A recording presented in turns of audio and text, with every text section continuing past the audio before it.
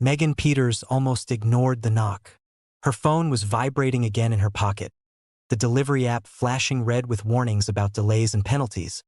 But something about the sound, sharp, frantic, uneven, made her pause at the penthouse door instead of turning away. She balanced the food bag in one hand and knocked back. No answer. She knocked again, louder this time. "Delivery," she called, already annoyed. "Sir." A crash echoed from inside. Something heavy hit the floor. Megan's irritation evaporated. "Hello." The door wasn't fully shut. It gave way when she pushed, opening into a massive living space drowned in dim light and expensive silence. The smell hit her first. Iron. Blood. She saw him near the window. The man was on his knees, one hand braced against the glass, the other pressed hard to his side. Dark blood soaked through his fingers, dripping onto the marble floor. His breathing was ragged, controlled only by sheer will. "Oh my God," Megan whispered. He turned his head slowly. Even like this, bleeding, pale, clearly in pain, his presence was overwhelming. Sharp jaw, cold eyes burning with awareness. He looked at her like he was cataloging a threat. "Don't scream," he said, voice rough. "I'm calling an ambulance," she said immediately, dropping the food bag and fumbling for her phone. "Good," he muttered. "Lock the door." She hesitated. "What?" "Do it," he snapped, trying to stand and failing. "Now." Something in his tone made her obey without thinking. She locked the door and rushed back to him, kneeling despite the blood staining her jeans. "What happened to you?" she asked, hands shaking. "Not important." He winced as she pressed a napkin against the wound. "How long until help arrives?" "They said 8 minutes." He exhaled slowly. "Too long." "Hey," she said, firmer now. "You're not dying on my shift." A corner of his mouth twitched. "You talk too much." "Yeah? You're bleeding on Italian marble. We're even." His eyes stayed on her face, sharp despite the pain. "You could have left." "I could have," she admitted. "But I didn't." Silence stretched between them, thick and strange. Sirens wailed faintly in the distance. "Why?" he asked. She swallowed. "Because I didn't feel like stepping over a dying man today." He studied her like that answer mattered. When the paramedics finally burst in, he didn't look away from her even as they lifted him onto the stretcher. Before they wheeled him out, his hand shot out and caught her wrist. "I won't forget this," he said quietly. "What's your name?" "Megan," she replied. "Megan Peters." "Sergio Jones," he said. "I'll find you." She laughed nervously. "I'd rather you focus on not bleeding out." His grip tightened for half a second. Then he let go. 3 days later, Megan thought she was being scammed. The email looked ridiculous. Black letterhead. "No emojis. No spelliners." A formal invitation requesting her presence at Jones' global headquarters. She ignored it. The call came an hour later. "Ms. Peters," a calm male voice said. "This is Mr. Jones' office. A car will arrive for you in 20 minutes. "I didn't agree to anything," she said. "You saved his life. That doesn't mean I—" "The car will wait 10. She should have said no. She didn't. The building was glass and steel and power. Everything inside it moved with purpose. Megan felt painfully out of place in her cheap flats and delivery jacket. Sergio Jones waited alone in a conference room the size of her entire apartment. He was standing when she walked in. Healthy, immaculate, dangerous. The sight of him made her chest tighten. "You look better," she said carefully. "You look the same," he replied. "Sit." She didn't. "If this is about a thank you, you can send flowers." $10 million, he said calmly. Her mouth opened, then closed. "That's not funny. I don't joke about money." She laughed, sharp and disbelieving. "Then you definitely have the wrong person." "You saved my life," he said. "I pay my debts." She stared at him. "Why me?" "Because you didn't hesitate. That's not worth 10 million. "No," he agreed. "It's worth more." Something in his tone made her uneasy. "I don't want your money." His eyes darkened. "Everyone wants something. I want to go home." You can, he said, after we finish discussing the terms. She crossed her arms. What terms? He slid a folder across the table. Her name was printed neatly on the cover. She opened it. Marriage contract. The room tilted. This is insane, she whispered. A year, Sergio said.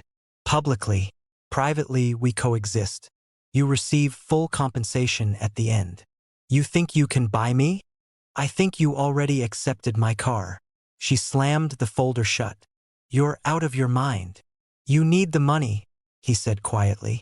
She froze. You don't know me. I know your rent is overdue. Your mother's medical bills are unpaid. Your account balance is negative. Her voice shook. You had me investigated. Of course. You planned this. I adapted. She pushed back from the table. I'm not marrying you. Sergio stepped closer, invading her space without touching her. You will. No. You saved my life, he said softly. And now it belongs to you. That's not how this works. It is for me. Her hands trembled. This isn't gratitude. This is control. His gaze didn't waver. Then call it what you want. She stared at him, heart pounding. You're forcing me. Yes. Tears burned her eyes. You're a monster. He leaned in, voice low. And you walked into my den willingly. She turned and walked out before he could say anything else. The contract was waiting on her kitchen table that night. So was the ring. And a note, written in careful ink. I will wait, but not forever. Megan sat down on the floor and cried until morning. And somewhere across the city, Sergio Jones stood at his window, watching the lights flicker, already certain of how this would end. Megan didn't sleep. Every time she closed her eyes, she saw the ring, heavy, cold, waiting on her kitchen table like a threat disguised as generosity. By morning, her decision still felt unreal, but reality didn't care about comfort. The black car arrived at noon. She stood in the doorway for a long moment, heart pounding, before stepping out. The driver didn't speak. He never did. The city blurred past as Megan stared out the window, rehearsing the same sentence over and over in her head. I'll do it for 1 year. Nothing more. The ceremony was private. No crowd. No romance. Just signatures, cameras, and a man watching her like she was something he'd already won. Sergio looked calm. Too calm. When she stood beside him, she could feel the heat of his presence without touching him. The officiant spoke. Megan barely heard a word. Do you accept? Yes, Sergio said.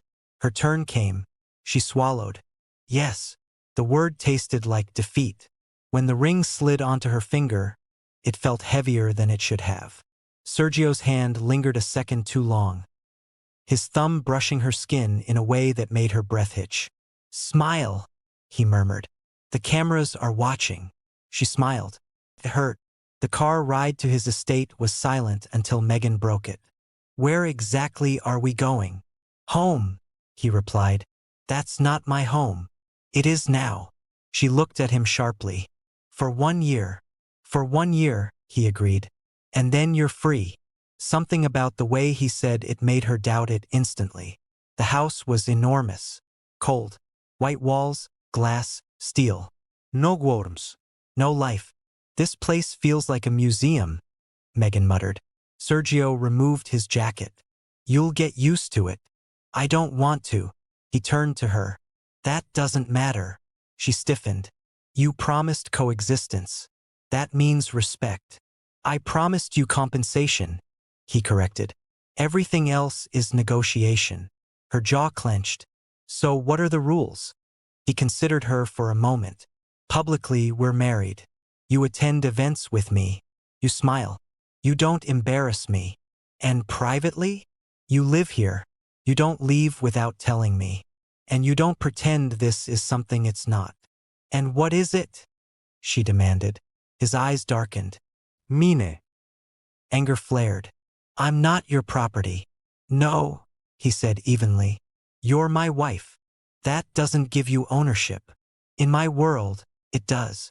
She turned away before he could see the fear in her eyes. The first night was unbearable. Megan lay stiffly on one side of the massive bed, staring at the ceiling while Sergio undressed calmly across the room. He moved like a man entirely at ease, every motion deliberate. "You're not touching me," she said quickly. He paused. "I wasn't planning to." "Good." He turned off the light. "But don't mistake restraint for disinterest." Her heart raced. "You don't scare me." He chuckled softly in the dark. "You wouldn't lie to me so badly if that were true." Days passed in a blur of unfamiliar luxury and constant surveillance. Security everywhere. Staff who smiled politely but watched her too closely. Sergio was always busy, always gone. But never unreachable. He knew where she was at all times. The first public appearance came too soon. A charity gala. Cameras. Flashing lights. Megan felt like she was suffocating. Sergio's hand rested on her lower back as they walked in. Possessive. Steady. "You're tense," he murmured. "Because I hate this. Because you're afraid." She glared at him. "Stop pretending you understand me." He leaned closer. "I understand fear very well." Throughout the night, people approached them with admiration, envy, curiosity. Megan smiled until her cheeks ached. Sergio watched her constantly, his gaze sharp whenever someone lingered too long. When a man laughed a little too warmly at something Megan said, Sergio's arm tightened around her waist. "Careful," he whispered. "You're being watched." "I thought you liked that." "I don't share." The words sent a chill down her spine. Back in the car, Megan exploded. "You humiliated me. I protected you." "From what?" "From misunderstanding your role." She laughed bitterly. "My role? As my wife." She turned toward him. "This is obsession, not marriage." He met her gaze. "You noticed." Silence stretched between them. Days turned into weeks. The fights became routine. Megan pushed. Sergio resisted. Every argument ended with tension neither of them named. One night, Megan snapped. "You planned this?" she accused, pacing the living room. "You didn't just adapt. You chose me." "Yes." "Why?" "Because you didn't ask who I was." "That's it." "No," he said. "Because you weren't afraid of me." She laughed sharply. "I'm terrified of you." "Now," he said. "Not then." She stopped pacing. "That doesn't make sense." "It does to me." The argument ended with slammed doors and unsaid words. Megan started testing boundaries. She stayed out later. She ignored his calls. She wandered the grounds alone. The night she tried to leave, security stopped her at the gate. "I'm going out," she said. "They'll notify Mr. Jones," the guard replied. Her phone rang immediately. "Where are you?" Sergio asked. "At the gate." "Go back inside." "No." A pause. Dangerous silence. "Get in the car," he said. "I'll drive you." She hesitated. "Why?" "Because I trust myself more than them." The drive was quiet until Megan spoke. "You don't let me breathe. I keep you safe.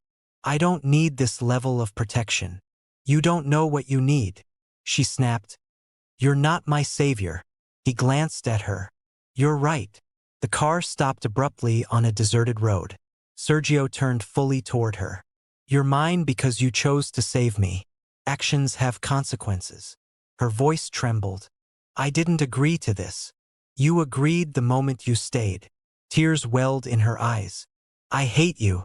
His expression softened just a fraction. "No, you don't." She slapped him. The sound echoed. For a terrifying second, he didn't move. Then he caught her wrist gently but firmly. "Don't do that again." She yanked her hand away, shaking. "Let me go." He stared at her, something raw flashing in his eyes. "Soon," he said quietly. "But not yet." When they returned home, Megan locked herself in the bathroom and cried until her chest ached. Sergio stood on the other side of the door for a long time, listening. He didn't knock, and Megan began to understand the truth she had been avoiding. This wasn't a contract. It was a cage. And Sergio Jones had no intention of opening the door anytime soon. Megan stopped crying before sunrise. She sat on the edge of the bathtub, eyes swollen, breath shallow, and made a decision that felt small but mattered. If she was trapped, she wouldn't be silent. Silence had teeth in this house. She unlocked the bathroom door and walked straight into the bedroom. Sergio was already awake. He stood by the window, phone pressed to his ear, voice low and controlled. "Cancel my afternoon. Clear the evening." He ended the call when he saw her. His eyes flicked to her face, cataloging damage. "You look exhausted," he said. "So do you," Megan replied. "Good. We can be honest then." He didn't interrupt. "I'm not playing along anymore," she said. "I'll show up. I'll smile. I'll do what the contract says. But I'm not shrinking myself so you can feel powerful." A muscle in his jaw tightened. "This again." "No," she said. "This is new. You don't get to scare me into obedience." He stepped closer. "You slapped me. You deserved it." Silence. Thick. Loaded. Sergio exhaled slowly. "You want honesty?" "Yes. You destabilize me." The admission hit harder than anger ever could. Megan blinked. "That's not my problem." "It became your problem when you stayed," he said. "I built my life on control. You disrupt it. Then let me go." "Not yet." She laughed bitterly. "You keep saying that. And you keep hoping it's a lie." The first crack in him appeared that morning. It happened over coffee. Megan poured herself a cup without asking, sat across from him at the long table, and met his gaze head-on. "I want boundaries," she said. "Real ones." He raised an eyebrow. "Name them." "You don't track my phone." "Denied." "You don't decide where I go." "Negotiable." "You don't touch me unless I say so." That one made him pause. "Agreed," he said finally. She nodded. "And I want my own schedule." He leaned back. "You're asking for freedom. I'm asking to breathe." He studied her. "Fine. On one condition." "Of course." "You stop trying to provoke me." She scoffed. "I'm not provoking you." I'm reacting. "You enjoy challenging me. Because you think you're untouchable." His lips curved slightly. "And you think you are." They stared at each other until the tension became something else. Dangerous and electric. The next weeks shifted. Not softened. Shifted. Megan was allowed out. Lunches with acquaintances. A bookstore visit. A walk without security hovering too close. Sergio kept his distance physically, but his presence lingered like a shadow. They argued less, talked more. One evening, she found him in the kitchen pouring whiskey. "You drink when you're stressed," she observed. "You notice too much. You're bad at hiding," she said. "You just intimidate people into not pointing it out." He took a sip. "You're not intimidated." I'm stubborn. "Same thing," he said. She hesitated. "Why me?" He didn't answer right away. "I've been surrounded by people who want pieces of me," he said finally. "My money, my name, my protection. And I wanted none of that," she said. "You wanted to walk away." "Yes." He looked at her. "That's why." The honesty unsettled her more than manipulation ever had. The first real fracture came at a dinner, an investors' event. Formal, controlled. Megan wore a simple dress and spoke only when addressed. A woman approached Sergio, confident, beautiful, too familiar. "Megan," Sergio said. "This is Alina." Alina smiled thinly. "I didn't know you were married." Megan smiled back. "Neither did I." Life's full of surprises. Alina's gaze sharpened. "Temporary?" Sergio answered without hesitation. Permanent. The word echoed. Later, in the car, Megan confronted him. "You didn't have to say that." "Yes, I did." "Why?" "Because I meant it." Her chest tightened. "You can't just rewrite the terms." "I can rewrite anything," he said. "I built my empire that way." She turned away, furious and shaken. That night, she dreamed of running. She woke with the urge burning in her chest. The escape wasn't planned. That was the worst part. It was impulsive, driven by panic and hope. She waited until Sergio left for a late meeting. She packed nothing. No note. No warning. She walked out the front door. No security stopped her. The city swallowed her whole. For the first time in months, Megan felt invisible. Free. She rode buses, walked aimlessly, sat in a cafe and ordered something cheap and familiar. Her phone buzzed once. Unknown number. She ignored it. It buzzed again. She stood to leave. The third buzz came with a message. You're doing well. Keep walking. Her blood went cold. She turned slowly. Sergio stood across the street, phone in hand, expression unreadable. He crossed toward her calmly. You followed me, she whispered. I let you go, he said. There's a difference. You said. I said once. Tears welled up. This isn't love. No, he agreed. It's fixation. People passed around them unaware. Please, she said. I need space. He reached out, stopping short of touching her. Come home. I don't want to. I know. She looked at him, really looked. What happens if I never stop running? His voice dropped. Then I spend the rest of my life finding you. Fear and something darker twisted inside her. She got in the car. The ride home was silent. When they arrived, Sergio spoke without looking at her. You proved your point. What point? That you can leave. She laughed hollowly. I can't. You can, he said. I just won't let you disappear. That night, Megan didn't cry. She sat across from him in the living room, exhaustion settling deep in her bones. This is destroying us, she said. There was no us before, he replied.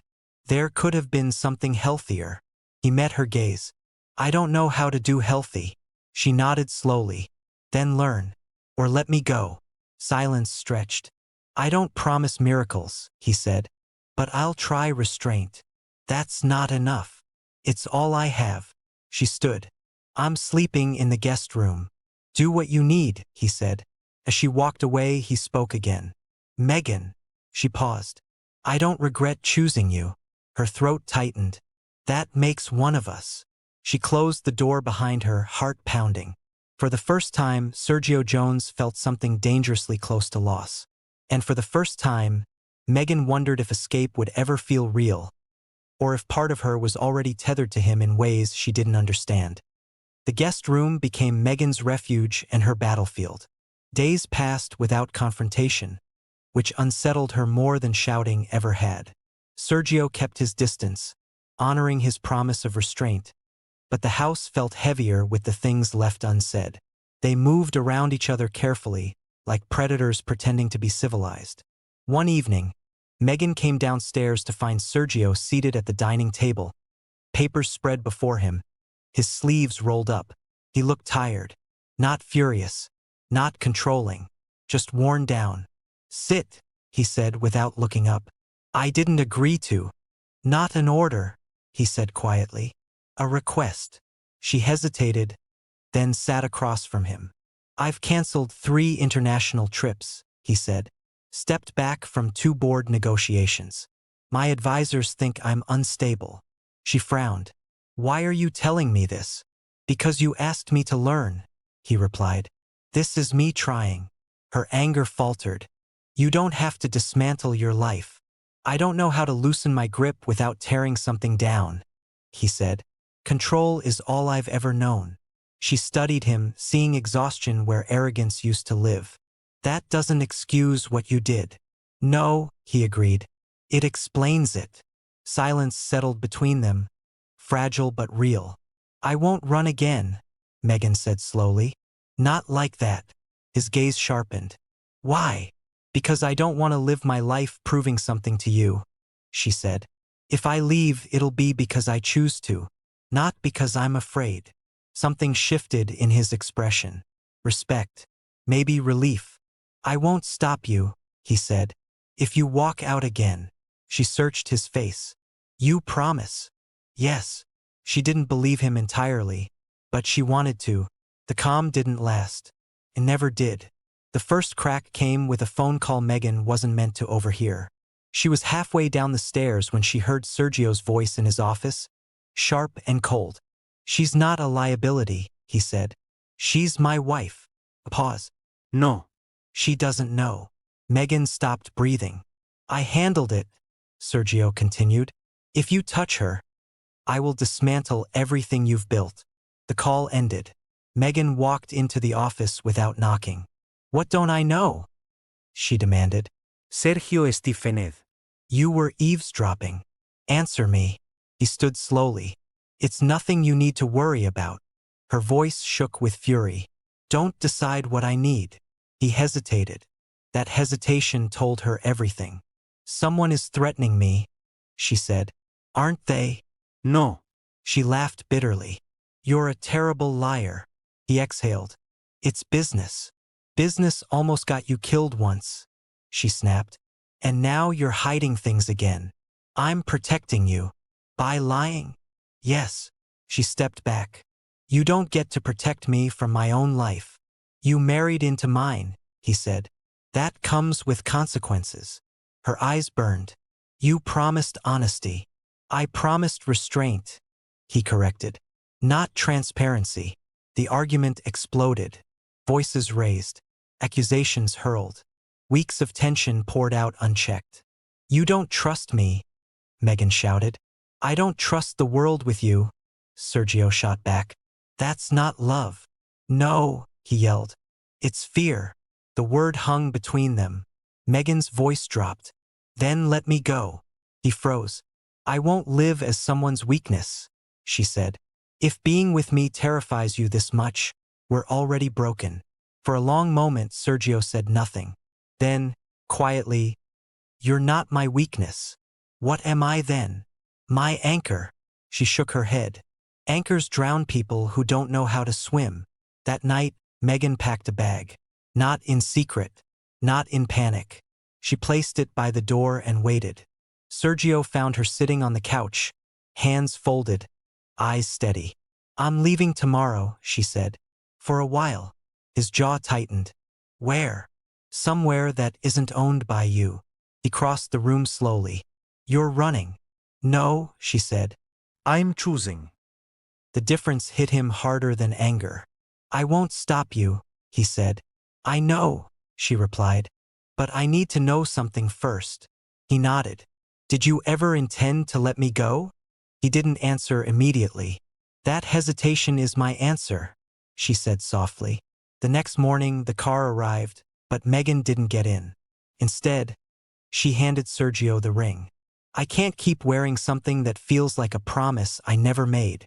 He stared at it in her palm. Keep it, he said. No, she replied. If we ever do this again, it won't be because of a contract. Her words settled deep. She walked away without looking back. For the first time, Sergio Jones let her go without surveillance, without contingency, without a backup plan. The days after her departure were brutal. The house felt hollow, the silence oppressive. Sergio threw himself into work, but nothing filled the space she left behind. He slept poorly, ate less, lost focus, and then the threat surfaced. A rival corporation, a warning, an accident that wasn't an accident. Megan was followed. She noticed it on the third day. A car too consistent, a shadow too deliberate. Fear crept in, slow and cold. Her phone rang. Sergio. She almost didn't answer. Almost. You need to leave, he said without preamble. Now. Her heart raced. What's happening? I failed, he admitted. And now they're using you. Anger flared through fear. You said you let me go. I did, he said. But I won't let you be hurt. Where are you? She demanded. On my way. She swallowed hard. I don't want your protection. I don't care, he said. I love you. The words stunned her into silence. The line went dead. Megan stood frozen, heart pounding, realizing too late that escape didn't mean safety. And somewhere on the road, Sergio Jones drove faster than he ever had, knowing that if he lost her now, it wouldn't be because he tried to control her. It would be because he waited too long to change. Megan barely had time to react. The car screeched to a stop behind her as she exited the cafe. A figure stepped out instantly, tall, calm, dangerous. And before she could protest, Sergio was in front of her, hand resting lightly on her shoulder. Get in, he said. I don't need. You do, he interrupted, his voice sharp but low, urgent. They're not going to wait. Her chest tightened.